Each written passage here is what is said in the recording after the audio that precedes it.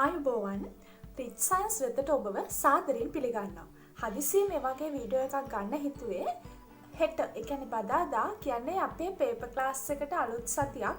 ඉතින් තාමත් paper class එකේ ඉන්න ස්ටුඩන්ට් කෙනෙකුට අපේ ටයිම් ලිමිටින් ඊට පස්සේ අපේ මෙතඩ්ස් මුකුත් අනුගමනය කරන්න බැරි වෙච්ච කෙනෙක් ඉන්නවා නම් එයාට පුළුවන් අලුත් සතිය අලුත් විදිහට පේපර් එක කරන්න සහ පේපර් ක්ලාස් එකට එන්න බැරි අනිත් අයට පුළුවන් මේ වීඩියෝ එක බලලා යන්න පුළුවන් පාස් පේපර්ස් හෝ ඔයගොල්ලෝ යන පේපර් ක්ලාස් එකේ ඔයගොල්ලන්ට හම්බ වෙන මොඩල් පේපර්ස් මේ විදිහට කරන්න. ඉතින් මුලින්ම මම මතක් කරනවා කොහොමද ටයිම් එක ඇතුළේ පේපර් එක ඉවර කරන්නේ ටයිම් එක ලිමිට් කරගන්නේ කොහොමද කියලා. ඔයගොල්ලන්ට මෙතනදී ඔයගොල්ලන්ට කතා කරන්න බලාපොරොත්තු වෙන්නේ බයෝ කෙමිස්ට්‍රි සහ ෆිසික්ස් කියන සබ්ජෙක්ට් තුන. අපේ පේපර් ක්ලාසස් වල ෆිසික්ස් පේපර් එක කරන්නේ නැහැ. බයොලොජි සහ කෙමිස්ට්‍රි විතරයි. නමුත් ෆිසික්ස් වලටත් මේක ඇප්ලයි කරගන්න පුළුවන්. ඊළඟට ඇග්රිස් සහ කම්බයින්ඩ් මැත්ස් පේපර් එක ගැන මට ලොකු අයිඩියා එකක් නැහැ. හින්දා මම ඒ ගැන මෙතනදී කතා කරන්න බලාපොරොත්තු වෙන්නේ නැහැ. එතකොට ඔයගොල්ලන්ට පුළුවන් මම මේ දැන් කියන හැමෝම කෙමිස්ට්‍රි කරනවානේ. එතකොට ඒ කෙමිස්ට්‍රි පේපර් එකට මම මේ කියලා දෙන ටයිම් ලිමිටින් ගැන කියලා දෙන දේවල් ඔයගොල්ලන්ගේ අනිත් පේපර්ස් දෙකට ඇප්ලයි කරගන්න ඔයගොල්ලන්ට පුළුවන්. එතකොට බයෝ උනත් කෙමිස්ට්‍රි උනත් ෆිසික්ස් උනත් MCQ පේපර් එකයි ස්ට්‍රක්චර්ඩ් 4යි essay 6ක් හම්බ වෙනවා. එකෙන් 4ක් ලියන්න ඕනේනේ. එතකොට මුලින් MCQ ගැන කතා කරොත් MCQ 50ට පැය 2යි. එතකොට MCQ 25කට පැයයි. පැය දෙකට බෙදුවම පැය භාගයයි. එතකොට MCQ 52කට බෙදුවොත් 12.5ක් එන්නේ. නමුත් මම කියන්නේ පැය භාගයකට MCQ 15ක් ටාගට් කරන්න ඕනේ. පැහැදිලිද? එතකොට ඔයගොල්ලන්ගේ පේපර් එකේ සමහරු ඉන්නවා හොඳටම MCQ ප්‍රැක්ටිස් කට්ටිය කෙලින්ම අග ඉඳලා මුලට කරනවා. මොකද අපි කොච්චර අපි මොටිවේෂන් දුන්නත් කොච්චර ප්‍රිපෙයාර් වුණත් එක්සෑම් එකේ පේපර් එක අතට ගත්තාම ෆස්ට් ෂයි කෙනෙක්ට තාම මේක තේරෙන්නේ නැහැ. සෙකන්ඩ් ෂයි තර්ඩ් ෂයි දන්නවා මම මේ මොකද්ද කියන්නේ කියලා. කොච්චර වුණත් ඒ තැනට කියන්නේ අපි පුටුවේ වාඩි වුණාට පස්සේ එක්සෑම් හෝල් එකේ පේපර් එක අතට ගත්තට පස්සේ පොඩ්ඩක් පේපර් එකට හුරු වෙන්න විනාඩි 5ක් වගේ යනවා. ඒ කියන්නේ අපි හිතන් ඉන්න ස්පීඩ් එක පළවෙනි විනාඩි 5 ඇතුළත එන්නේ නැහැ. පැහැදිලිද? ඒ හින්දා අග ඉඳලා ප්‍රශ්න කරන ස්ටුඩන්ට් කෙනෙකුට ඒ කියන්නේ මම කොච්චර කිව්වත් සමහර ඉන්නවා S එකක්ම ගන්නවා කියන එක. හරි. කොහොමද පාස් කරගන්නවා? කියන්නේ මුල් අවුරුදු ගානේ වැඩ කරලා නැතුවම කොහොමද S එකකින් ගොඩ දා ගන්නවා කියන කට්ටිය. ඒගොල්ලෝ නම් මේ වැඩේ කරන්න එපා. ඒගොල්ලන්ට ප්‍රැක්ටිස් එක මදි. හරි. අපේ පේපර් ක්ලාස් එකේ අපි හැම වෙලාවෙම ටාගට් කරන්නේ A ගොඩක් වෙලාවට A+A හෝ B. B එකකුත් මදි. A එකක්ම ඕනේ. එතකොට ඒ වගේ කෙනෙක් ඒකක් බලාපොරොත්තු වෙනවා කියන්නේ ගොඩක් MCQ ප්‍රැක්ටිස් එකක් තියෙන්න ඕනේ. අන්න ඒගොල්ලන්ට තමයි මම විශේෂයෙන් කියන්නේ. ඒකක් බලාගෙන ඉන්න කට්ටියට. ඒගොල්ලෝ අගේ ඉඳලා පටන් ගත්තට ප්‍රශ්නයක් නැහැ. මොකද අර මං කියවනේ අපි පොඩක් ස්ලෝ මුල් ටිකේ කියලා කොච්චර කිව්වත් අපි ටිකක් ස්ලෝ. ඒකේ හින්දා මම ඔයගොල්ලන්ට කියන්නේ MCQ 15ක් පැය භාගයෙන් කරන්න කියලානේ. එතකොට අන්තිම අර ABCD ප්‍රශ්න තියෙනවානේ. කෙමිස්ට්‍රි වල නම් අර හරි වැරදි දාන ප්‍රශ්න ටික කොහොමරි කමන්නේ අග ඉඳලා 15ක් කවුන්ට් කරන්න. ඊට පස්සේ එතනින් පොඩි තරු ලකුණක් දාගන්න. ඊට පස්සේ ඊගාව 15. දැන් මුලින් ඉඳලා ගත්තොත් 15 වෙනි ප්‍රශ්නේ ගාවින් ඊළඟට 30 වෙනි ප්‍රශ්නේ ගාවින් ඊළඟට 45 වෙනි ප්‍රශ්නේ ගාවින්. ඔය වගේ තරු ලකුණු තුනක් දාගන්න ටක් ගාලා ගත්ත ගමන් පේපර් එකේ. ඊට පස්සේ අග ඉඳලා කරනවා නම් ඒක හොඳයි. මොකද මුල් ටිකේ ටිකක් හොඳට අපි හිතනවා. හොඳට අපේ තියරි ෆ්‍රෙෂ් විදිහට යන්නේ අපි එක්සෑම් එකට. මම කියනවා දැන් අර අපි හදාගත්ත MCQ 2500ක් 3000ක් වගේ කලෙක්ෂන් එකක් බලලා තමයි යන්නේ එක්සෑම් එකට. තාම හරි ෂෝට් නෝට්ස් විශේෂයෙන් මතක් කරගන්න ඕනේ වුණා ඒ ටික ටක් ගාලා බලලා එහෙම්මම ආයෙ වෙන කායකවත් කතා කරන්න ඒව මොකුත් නැහැ. කෙලින්ම එක්සෑම් හෝල් එකේ වාඩි වෙනවනේ. එතකොට අපේ ඔළුව හොඳට රීෆ්‍රෙෂ් කියන්නේ ෆ්‍රෙෂ් ගතිය වැඩි. එතකොට ඔළුවට එන පළවෙනි අයිඩියා එක තමයි හරි උත්තරේ. තියරි සම්බන්ධයෙන් ගොඩක් වෙලාවට ඒක හින්දා මම හිතන්නේ අර අග ඉඳලා ප්‍රශ්න කරන එක ගොඩක් වටිනවා. ABCD වලට ගොඩක් හිතන්න තියෙනවා. ඒක හින්දා අපි ගොඩාක් හිතන්නේ මුල් ටිකේනේ. ඒක හින්දා අග ඉඳලා ප්‍රශ්න කරන එක ගොඩක් ඵලදායී කියලා මම හිතනවා. ඒකක්ම බලාපොරොත්තු වෙන අයට. එතකොට ප්‍රශ්න 15ක් පැය භාගයයි. හරි. පළවෙනි ප්‍රශ්න 5 කරා පැය භාගයක් ගියා. දෙවෙනි ප්‍රශ්න 15ට ගියා. එතකොට එතන පැය භාගයයි ඒ විදිහට තමයි යන්නේ. පළවෙනි ප්‍රශ්න 15 ඉවර වෙද්දි පැය භාගයක් ගිහිල්ලා තියෙනවා කියලා මම කියවනේ. ඒ කියන්නේ කොහොම හරි ඔයගොල්ලෝ මේ ටිකේ පේපර්ස් කරලා සමහරවිට MCQ 50ක පේපර් එකක් පේපර්ස් දෙකක් තුනක් වගේ තමයි දවසකට කරන්න වෙන්නේ අන්තිම කාලේ. වෙලාව මදිනේ. ඉතින් ඕගොල්ලෝ ඒකට නිකන් අර උණක් වගේ එකක් හදාගන්න නැත්නම් ට්‍රෙන්ඩ් එකක් හදාගන්න මේ වගේ පේසුරු වල අර මම ඔයගොල්ලන්ට කියනවානේ පේපර් ක්ලාස් එක ඉවර වෙලා ඒ පේපර් එකට ඇවිල්ලා තියෙන පාඩම් ටිකේ පාස් පේපර්ස් කවර් කරන්න ඒ සතියේ ටාගට්ස් විදිහට. ඒතර ඒව කරද්දි පේසුරු එකේ ප්‍රශ්න 15ක් හොයාගෙන පැය භාගයකට ලිමිට් කරලා කරන්න. හරි. ඒතකොට ඒ වගේ ප්‍රැක්ටිස් එකකින් තමයි අපිට මෙතෙන්ට යන්න පුළුවන්. ඔයගොල්ලන්ගේ ඔළුවේ තියෙන්න ඕනේ අපිට MCQ 50ට පැය දෙකක් කියන එක නෙවෙයි. MCQ 15ට පැය භාගයක් කියන එක. හරි.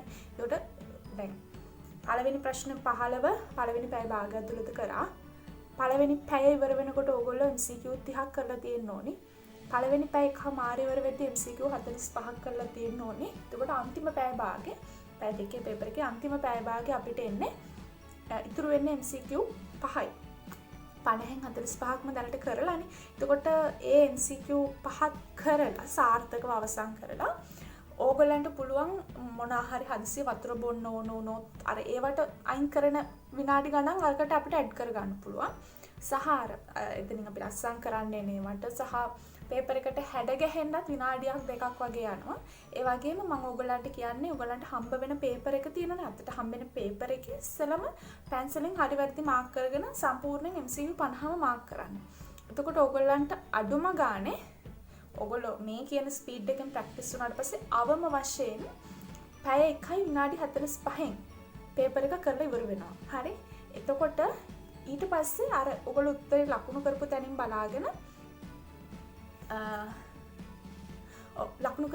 බලාගෙන අර ඔයගොල්ලන්ගේ අර කොටු පාට කරන්නේ රවුම් පාට කරන්න එන්නේ උත්තර මාක් කරන්න එනකොට උත්තර ටික මාක් කරන්න. එතකොට ඒක අන්තිම පැය භාගෙ තියාගන්න. ඒත් ඒ වගේ දේවල් වලට අන්තිම පැය භාගෙ තියාගන්න. හරි. ඊට පස්සේ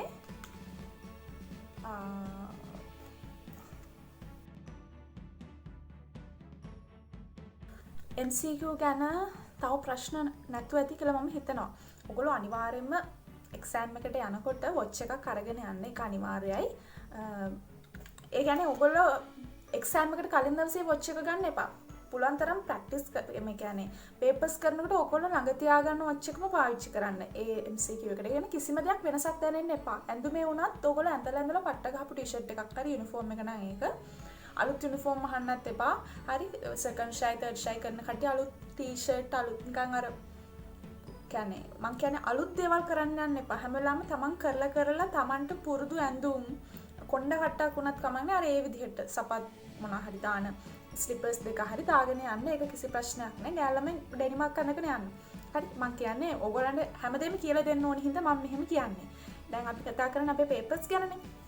එතකොට MCQ 50 ඒ විදිහට ඉවරයි. තාමත් ඔය MCQ 32 33 ඒ මට්ටමේ නම් අපිට හදාගන්න පුළුවන් 20 ගණන් වල ඉන්න කට්ටිය කොහොම හරි මේ දවස් ටිකේ අර පේස්තුරු වල පේපර්ස් ටික කරලා පාස් පේපර්ස් ටික කොහොම හරි කරලා මේ කරලා එකම දේ කීප වතාවක් කරලා ප්‍රැක්ටිස් වෙන්න පේපර් ක්ලාස් එකේ පේපර්ස් ටිකත් ආයෙ බලන්න. හරි 20 ගණන් වල ඉන්න කට්ටිය 13 14 එහෙම නැහැ දැන් අපේ පේපර් ක්ලාස් එකේ නම් ඕගොල්ලෝ දැන් මේ වීඩියෝ එක බලන කට්ටිය එහෙම ඉන්නවා නම් ඒගොල්ලන්ට මං කියන්නේ මේ පේසුරු වල තියෙන එකම ප්‍රශ්නේ ආය බලන්න. ඒක තමයි තියෙන එකම ක්‍රමය. ගොඩ යන්න පුළුවන් එකම දේ ඒකයි. හරි. එතකොට MCQ ගැන වෙන කියන දෙයක් නැහැ. ආය අපිට තියෙන ස්ට්‍රක්චර්ඩ් එසේනේ. අපි කොච්චර කිව්වත් ස්ට්‍රක්චර්ඩ් එසේ එකක් පැය කාලයට වඩා අඩුවෙන් කරන්න. එහෙම කියලා දැන් සාමාන්‍යයෙන් පැයකට ස්ට්‍රක්චර්ඩ් එසේ 4ක්. එහෙමනේ අපි ටාගට් කරන්නේ. එතකොට එක ස්ට්‍රක්චර්ඩ් එකකට පැය කාලක්. අපි කොච්චර කිව්වත් හැම ඒ තියෙන ස්ට්‍රක්චර්ඩ් එසේ 4ම පැය කාල වෙනුවට විනාඩි 10 ගානේ අරන් කරන්න බෑ. හරි ලියන්නම යනවා පැය කාලක්. ඒක ඇත්ත. හරි හොඳ ස්පීඩ් එකක් සහ හොඳ හිතීමේ හැකියාවක් විභාගයට කලින් යන්න කලින් එන්න පුළුවන් ප්‍රශ්න ගැන අවබෝධයක් තියෙන කෙනෙකුට තමයි සාර්ථකව මම මේ කියන විදිහ අනුගමනය කරන්න පුළුවන්. ඒ හින්දා පුළුවන් තරම් ඔයගොල්ලන්ගේ පාස් පේපර් පොතේ දීලා තියෙන ඉතේ හරි මේ තනියම ලියන්න. එහෙනම් තමන්ට හිතන උත්තරේ තනියම ලියලා හරි වැරදි බලලා රතු පෑනින් එතනම ලියා ගන්න ආන්සර්ස් ටික. ඊට පස්සේ ඒකම පාඩම් කරන්න. ප්‍රශ්නේ පාඩම් කරාට කමක් නැහැ. ෆිසික්ස් වල එහෙම ඔය දැන් ඊළඟට තව දෙයක් තියෙනවා. ස්ට්‍රක්චර්ඩ් එසේ 4න් බයෝ වලත් අපිට ගොඩක් වෙලාවට හිතන්න පුළුවන්. බයෝ නම් ඇත්තටම අමාරුයි. ෆිසික්ස් වල කෙමිස්ට්‍රි වල අනිවාර්යෙන් ප්‍රශ්න පාඩම් තියෙනවානේ. අපි හිතමු කෙමිස්ට්‍රි වල ඕගනික් ප්‍රශ්න කියලා. ඊළඟට ෆිසික්ස් වල තාපය පාඩමේ අර ප්‍රැක්ටිකල්ස් වලින් එන ප්‍රශ්න තියෙනවනේ. අන්න ඒ වගේ නිතරම එන ප්‍රශ්න කරලා ප්‍රැක්ටිස් වෙන්න. ඒවට අහන්නේ ගොඩක් වෙලාවට අවුරුදු ගානක පාස් පේපර්ස් බැලුවොත් ඊළඟ අවුරුද්දේ අහලා තියෙන අර පාස් පේපර්ස් වලින් එකක් වෙනස් කරලා අර අවුරුද්දේ මේ අවුරුද්දට දාලා ওই වගේ ප්‍රශ්න ටිකක් අහලා තියෙන්නේ. ඒකට සමාව්‍යවික ප්‍රශ්න කෙමිස්ට්‍රි වල හරි අයිසෝමෙරිසම් කියන පාර්ට් එක ඔය වගේ. ඒකට අන්න ඒ වගේ ලේසි ප්‍රශ්නයක් ඉස්සෙල්ලා කරනවා කියන මට්ටමින් යන්න. ඒක විනාඩි 10න් ඉවර කරන්න. පැහැදිලිද? එතකොට අනිත් ඒවාට පැය කාලයකට කමන කොහොමද ප්‍රශ්න ස්ට්‍රක්චර්ඩ් එසේ ප්‍රශ්න 4න් එක ප්‍රශ්නයක් හරි පැය කාලයකට අඩු කාලයක් ඇතුළත ඉවර කරන්න.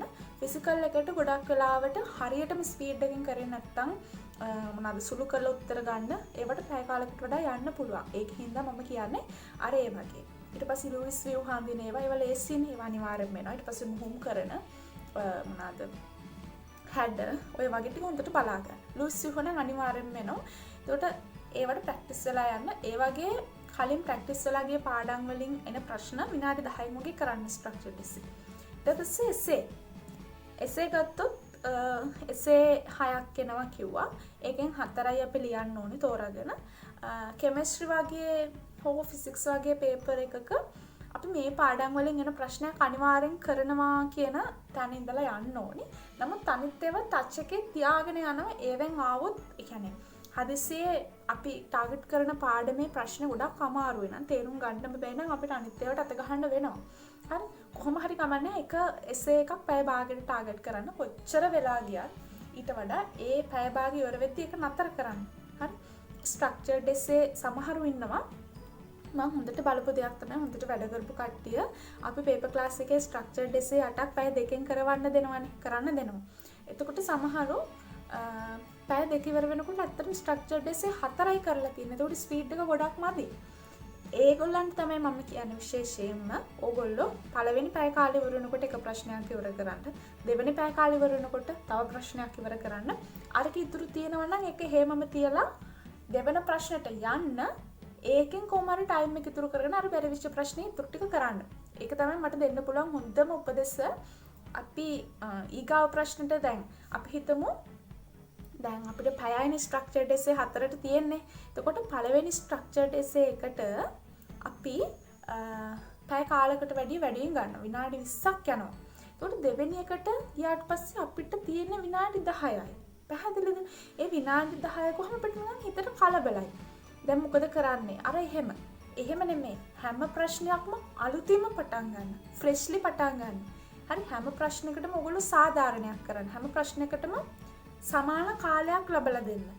එතකොට ලේසි ප්‍රශ්නයකට ඒ කාලය ලබලා දුන්නාට පස්සේ ඒකෙන් ඉතුරු වෙන කොටස් වලින් ඒකෙන් ඉතුරු වෙන කාලෙන් අරගෙන අර ප්‍රශ්නේ බැරි වෙච්ච කොටස් කරන්න. එහෙම නැතුව විනාඩි 20ක් විතර ගිය තැන දෙවෙනි ප්‍රශ්නෙට යන්න එහෙම කරන්න එපා. පළවෙනි ප්‍රශ්නෙට අදාළ පැය කාලය ඉවරුණාද දෙවෙනි ප්‍රශ්නෙට යන්න. තව ඉතුරු තියෙන්න පුළුවන් දෙවෙනි ප්‍රශ්නෙට යන්න. හරි ඒකයි ඇත්තම එතකොට ඒක තමයි සාර්ථකත්වයේ ක්‍රමය. පැය භාගයට මං කිව්වා එක එසේ එකක් කරන්න. එසේ කරනකොට අපිට හොඳ සැලසුමක් තියෙන එක හොඳයි. මම ඔයගලන්ට හැමදාම කියනවා වගේ දැන් එක පාඩමක් ගත්තොත් අපි හිතමු බයෝ වල ප්‍රභා සංශ්ලේෂණයේ කොටස කියලා. අවුරුදු ගානක් ආපස්සට පාස් පේපර්ස් බලාගෙන යනකොට ඔයගලන්ට තේරෙයි ප්‍රභා සංශ්ලේෂණයේ කියන කොටසේ ෆොටෝසින්තසිස් කියන කොටසෙන් අහලා තියෙන එකම වගේ ප්‍රශ්න ටිකක්. ඒතර හැමදාම අහලා තියෙන ඒ වගේ ප්‍රශ්න ටික තෝරගෙන ඒව ටොපික්ස් විදිහට අරගෙන අර ඔයගොල්ලෝ මාකින්ග්ස් දැකලා ඇති. හරි?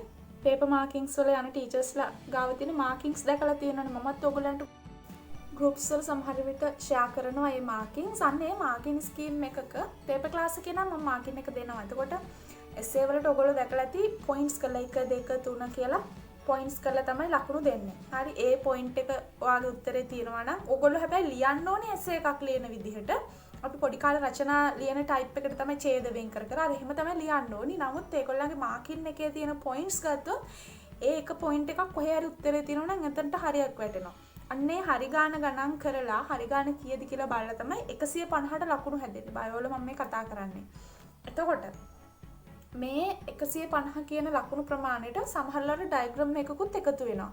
මම ඕගොල්ලන්ට හැමතිස්සෙම කියනවා ෂෝට් නෝට්ස් විදිහට ඩයග්‍රෑම්ස් පාවිච්චි කරන්න. එක්ක මොනවා හරි charts පාවිච්චි කරන්න. ඩයග්‍රෑම් පාවිච්චි කරන එකේ වාසිය තමයි ඒ ඩයග්‍රෑම් එක ෂෝට් නෝට් එකක් වුණාට පස්සේ ඒකෙන් අපිට MCQ ටිකත් ස්ට්‍රක්චර්ඩ් එකක් වුණත් කවර් කරගන්න පුළුවන්. ඒ තියරි දැනුමෙන් MCQ ගොඩ දා ගන්නත් පුළුවන්. එසේ පේපර් එකට අලුතෙන් ඩයග්‍රෑම් එක ප්‍රැක්ටිස් වෙන්න ඕනේ නැහැ. හරි ඒ ඩයග්‍රෑම් එකම හොඳට ලේබල් කරලා, ඒ කියන්නේ හැම වෙලාවෙම උත්සාහ කරන්නේ ඩයග්‍රෑම් එකක පුළුවන් තරම් ප්‍රමාණයක් ධන ප්‍රමාණයක් ලේබල් කරන්න. එතකොට ගොඩක් වෙලාවට සම්පූර්ණයෙන්ම නම් කරන ලද රූප සටහන්ට කියලා දෙනවා. අර්ධ වශයෙන් නම් කරන ලද රූප සටහන්ට කියන ලකුණු දෙනවා. අර්ධ වශයෙන් නම් කරපු එකට ලකුණු හම්බෙන්නේ අර සම්පූර්ණයෙන් නම් කරන ලද රූප සටහනේ එයාලා පොයින්ට්ස් 20ක් බලාපොරොත්තු වෙනවා නම් අර්ධ වශයෙන් නම් කරන ලද රූප සටහනට අදාළ ඒ ඩයග්‍රෑම් එකකින් ඒගොල්ලෝ පොයින්ට්ස් 15ක් 16ක් වගේ බලාපොරොත්තු වෙනවා. ඉතින් ඊටාම සුළු ગેප් එකක් තමයි තියෙන්නේ. එතකොට එහෙම නම් කළා නැත්නම් ඩයග්‍රෑම් එක ඇඳට වැඩක් නැහැ, ලකුණු නැහැ. ඒ කියන්නේ පුළුවන් තරම් ප්‍රමාණයක් ලේබල් කරන්න.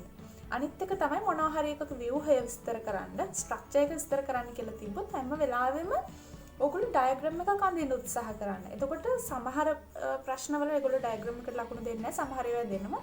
අපිට තීරණය කරන්න බෑ ඒගොල්ලෝ බලාපොරොත්තු වෙන්නේ කොයි විදිහටද කියලා. එහෙනම් අපි කෝකටත් ඩයග්‍රෑම් එක අඳිනවා. අනිත් එක ඩයග්‍රෑම් එක අඳින එකේ ප්‍රධාන වාසිය තමයි ඒ ඉස්සෙල්ලම එසේ එක ලියන්න කලින් ඩයග්‍රෑම් එක අඳින්න ඒක හොඳට ප්‍රැක්ටිස් වෙලා යන්න. අපේ අත එහෙම වෙනකොට ඩයග්‍රෑම් එක ඇඳලා ඉවරයි. හිත ඉන්න වෙලාවක් නැහැ එක්සෑම් එකේ. ඩයග්‍රෑම් එකට ටක් ගාලා ඇඳට පස්සේ ඩයග්‍රෑම් එකේ දිහා බලාගෙන අපිට විස්තර කරන්න පුළුවන්. මුලින්ම අර මොනවා හරි view එකක් අපි හිතමු හරිතලවය ක්ලෝරෝප්ලාස්ට් එක වගේ නේ. ඒක තියෙන තැන හරියට පොසිෂන් එක.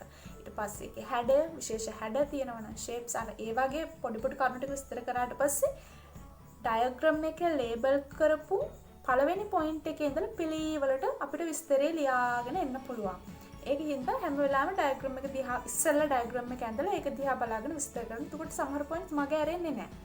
පැහැදිලිද? අන්න ඒ වගේ අපි කියන ස්මාර්ට් වෙනවා කියලා දීලා තියෙන කාලය ඇතුළේ උපරිම කාර්යක්ෂමතාවයකින් උපරිම ප්‍රතිඵලයක් ලබා ගන්න තමයි මේ උත්සාහ කරන්නේ. එතකොට ඔයගොල්ලෝ ඊට පස්සේ මට පේපර් සබ්මිට් කරනකොට මට ඕනේ හැම ස්ට්‍රක්චර්ඩ් එකකටම අත ගහලා තියෙන්න ඕනේ. භාගයක් කරාට කමක් නැහැ. හැම වෙලාවෙම MCQ 50ම කරලා තියෙන්න ඕනේ. පැහැදිලිද? දැන් මට එතකොට ඕගොල්ලන් දැන් මම මේ කියන විදිහට කරාට පස්සේ 45ක් කරලා 45 ඉඳලා 50ට වෙනකම් ප්‍රශ්න පහ කරලා තියෙන්න බෑ. 35 36 37 38 අර ඒ ප්‍රශ්න 4 කරන්න බැරි වුණා.